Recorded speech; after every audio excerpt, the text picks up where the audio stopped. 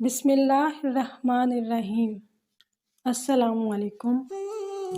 نبی کریم نے فرمایا، جب اللہ عز و جل آسمان میں کسی بات کا فیصلہ کرتے ہیں تو فرشتے اس کے فرمان کے آگے سر جھکا کر خوف سے کانپتے لگتے ہیں۔ پھر جب ان کے دلوں سے اللہ عز و جل کے فرمان کی ہیبت دور ہو جاتی ہے تو وہ ایک دوسرے سے کہتے ہیں کہ تمہارے رب نے ابھی ابھی کیا فرمایا ہے؟ دوسرے جواب دیتے ہیں کہ حق بات فرمائی ہے، اللہ سب سے بلند اور بڑا ہے۔